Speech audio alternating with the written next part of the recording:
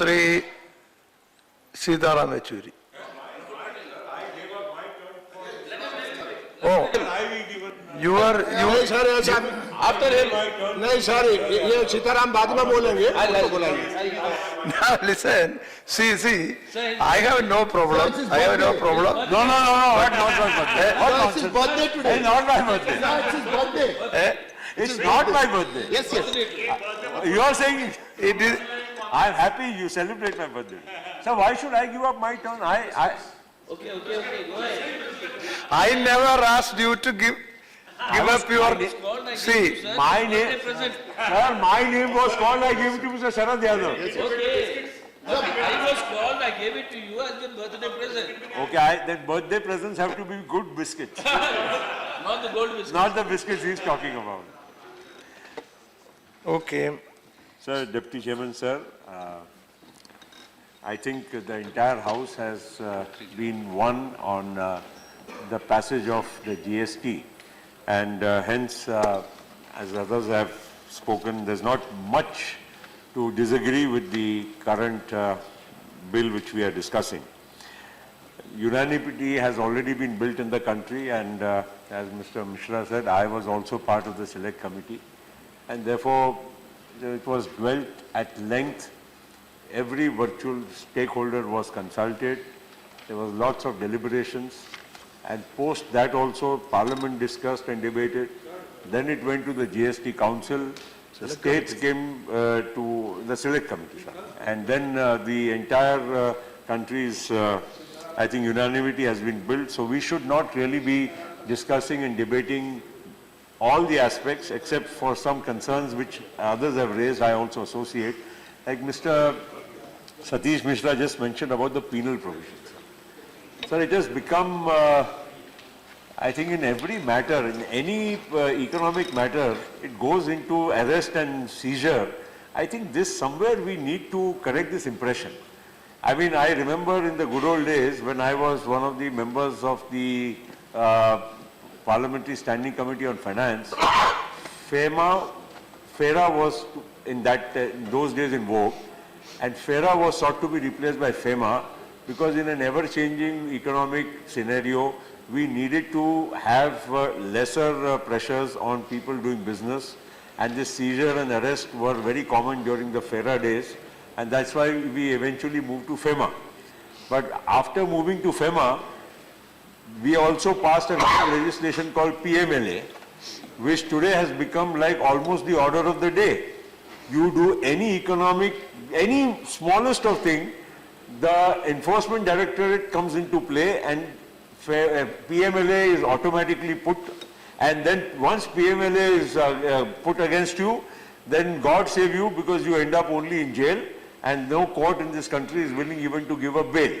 So this is what I'm trying to say, sir, is all these penal provisions, the harsh penal provisions, I think they destroy the economic climate of the country, and as a consequence of which, even some of the slowdown which you attribute sometimes to business and industry in our country, I think some of these issues need to be addressed while we go forward. And I think the Finance Minister is very well aware of this. I'm sure the former Finance Minister is also well aware of all what's happening. And therefore, somewhere down the line, I think as a nation and as even Parliament, we need to build unanimity that every economic offence should not be ending up in jail. Yes, there are people where we have people who defraud banks or other things. That is not the issue. Those are different kind of matters. But on normal economic matters, and because this GST, as Mr. Mishra rightly pointed out, is going to lead to a lot of initial issues because of interpretation. Because even income tax, it's a clearly defined law. All other laws in this country are clearly defined. But the adjudicating authority do come up with various interpretations, and then you are left to, your fate, because the adjudicating authority takes a decision, then you go and fight for your rights, and you fight for getting justice at whatever level you can. So this is something which needs to be looked at, because the infrastructure for such a massive exercise may be good in some states, but I still would be hesitant to acknowledge that every state of the country has got a proper infrastructure for adjudicating all these issues, and therefore I think this needs to be dealt at with caution, and I think the GST Council also needs to be apprised of these issues. There are so many slabs. Again, these slabs will also come into interpretation. What I think Sharad Yadav ji meant, वो biscuit वालों का आपने जो उदाहरण दिया वो उसी का आधार है कि अलग-अलग slabs है, अलग-अलग interpretations है, किसका क्या उसमें लगेगा. This also needs to be addressed as we move forward. And one of the issues which was mentioned earlier even by me is the compensation to the states and especially to the municipalities. We had mentioned that time the case of Mumbai Municipal Corporation.